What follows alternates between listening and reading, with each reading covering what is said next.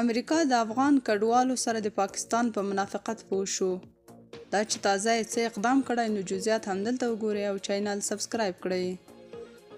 امریکا چې تازه یې پاکستان ته میلیونونه ډالر ورکړي ترڅو هغه افغانان ونه باسي او ونه ځوروي چې امریکا ته د تلو کیسونه لري، خو پاکستاني پولیسو بیا هم د 100 روپۍ لپاره یاد کسان ځوروي. د امریکا د بهرنیو چارو وزارت د هغو افغانانو لپاره چې په پاکستان کې ژوند کوي او د امریکا د مهاجرت ویزې ته انتظار کوي د ټلیفون یوه بیړنۍ شمیره اعلان کړې ده. د جنوبي او مرکزي اسیا په چارو کې د امریکا د بهرنیو چارو د وزارت څانګې په خپله ایکس پاڼه یعنی پخواني ټویټر کې لیکلي چې دا ټلیفون د اسلام آباد په وخت له دوشنبې تر شنبې پورې د سهار له 8 تر نیمې شپې پورې فعاله دی او خلک کولی شي چې د واتس اپ له لارې هم دوی ته په اعلان شوې شمیره پیغامونه واستوي. یاده اداره وایي چې د پاکستاني چارواکو لخوا دوی ته د ډاډ ورکولو سره بیا هم هغه افغانان ځورول کیږي چې د امریکا کیسونه لري او غواړي چې یاد هیواد ته لاړ شي.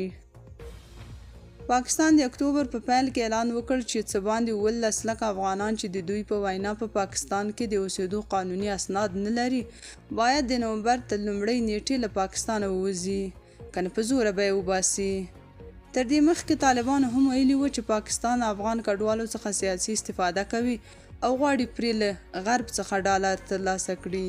د ځینو راپورونو له مخې تر اوسه څه باندې 4 لکه افغان کډوال له پاکستان افغانستان ته ستانه شوي دي. په دوی کې یو شمېر کسان ازادي راډیو ته ویلي دي چې د امریکا د مهاجرت ویزو ته انتظار و خو بیا هم پاکستان دوی افغانستان ته اړوي. تاسو په دې اړه څه نظر لرئ؟ کمنټ کې شریک او چینل سبسکرایب کړئ.